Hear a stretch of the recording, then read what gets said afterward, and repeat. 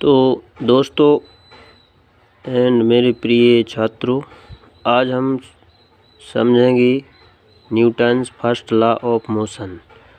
तो हम सब वैसे जानते हैं कि जो न्यूटन थे उन्होंने गति के 3 नियम दिए थे, जिन्हें अपन first law of motions, second law of motions और थर्ड लॉ ऑफ मोशंस के नाम से जानते हैं। तो जो फर्स्ट लॉ है उसको जड़त्व का नियम भी बोला जाता है, और इससे फर्स्ट लॉ से ही बल यानी फोर्स की परिभाषा या फोर्स को समझा जाता है। तो उनका जो नियम ये था कि यदि कोई वस्तु मान लो स्थायी है तो वो स्थायी ही रहेगी, और वो भी कब तक स्थायी रहेगी, तब तक उस पर कोई एक्सटर्नल फोर्स यानी बाहरी बल ना लगाया जाए। यदि बाहरी बल लगाते हैं तो वो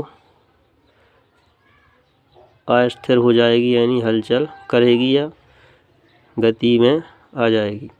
यदि कोई वस्तु पहले से ही गतिमान है तो तब तक गति करेगी जब तक कि उस पर अपन बाहरी बल ना लगाएं। जैसे कि ये रैंप है, यहाँ से ये गेंद ऐसे लुढ़क रही है, ये तब तक गति करती रहेगी जब तक इसको अपन बाहरी बल के द्वारा ना रुकाएं। और जो ये चट्टान है ये स्थिर है, और ये भी तब तक स्थिर रहेगी जब तक इसको कहीं से भी अपन कोई फोर्स ना लगाएं या धक्का ना दें। यदि इस पर फोर्स लगाते हैं तो ये अस्थायी हो जाती है, यानी हलचल करती है। तो इस प्रकार से इसके द्वारा हम इसकी परिभाषा को इस प्रकार से लिख सकते हैं: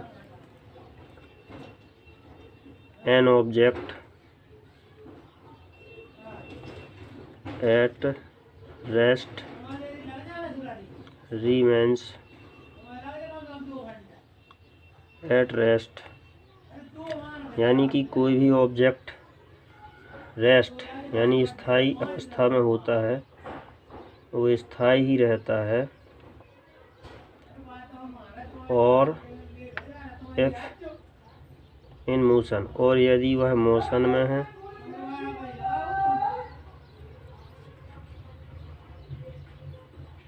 तो वह मोशन में ही रहेगा।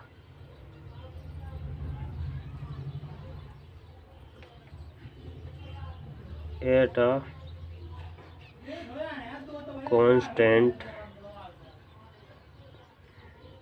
Velocity unless acted on by a net external force।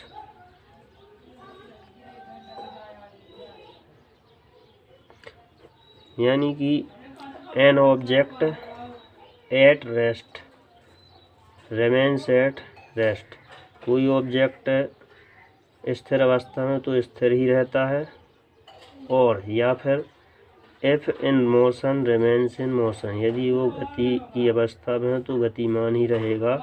At a constant velocity, अपने समान वेग से गतिमान रहेगा या स्थिर रहेगा।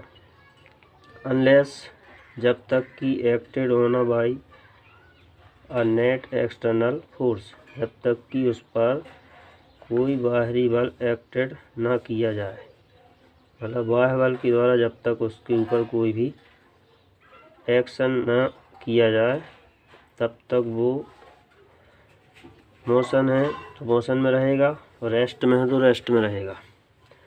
तो इस प्रकार से इसको अपन डिफाइन कर सकते हैं। अब इसको अपन हिंदी में इस प्रकार से परिभाषित कर सकते हैं: कोई वस्तु विराम की अवस्था में है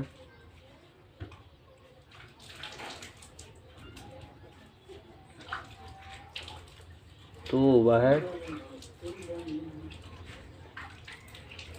विराम की अवस्था में ही रहेगी।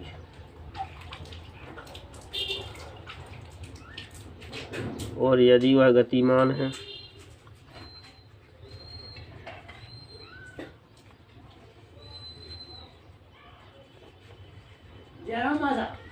तो गतिमान ही रहेगी जब तक कि उस पर कोई बाहरी बल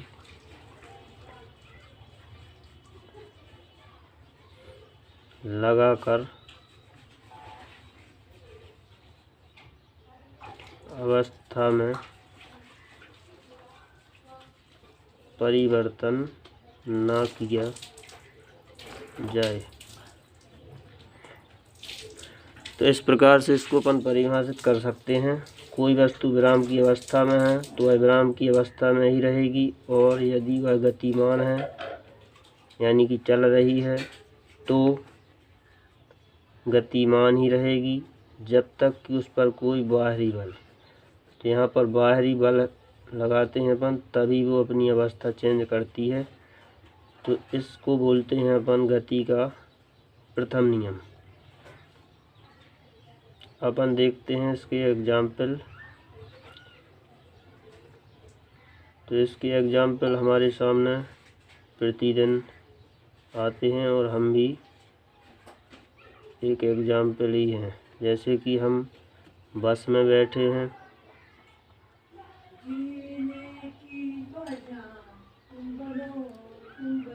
और अचानक बस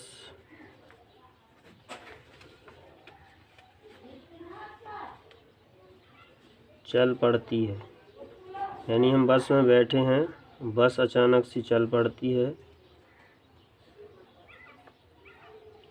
तो हम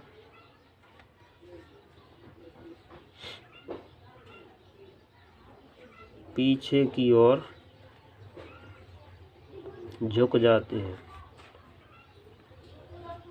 इसका कारण ये है कि हमारी बॉडी है उसका आधा पार्ट बस के संपर्क में रहता है और आधा पार्ट उसके संपर्क में नहीं रहता, यानी नीचे का हिस्सा बस के संपर्क में रहता है तो वो बस के साथ आगे की ओर चल पड़ता है, जबकि हमारा ऊपरी जो हिस्सा है बॉडी का वो स्थिर अवस्था में है, इसलिए वो स्थायी ही रहता है, इसलिए हम इस प्रकार से झुक जाते हैं। दूसरा एग्जाम्पल है, जब हम आम के पेड़ से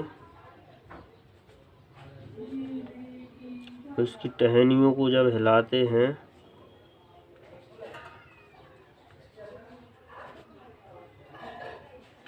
तो आम गिर पड़ते हैं।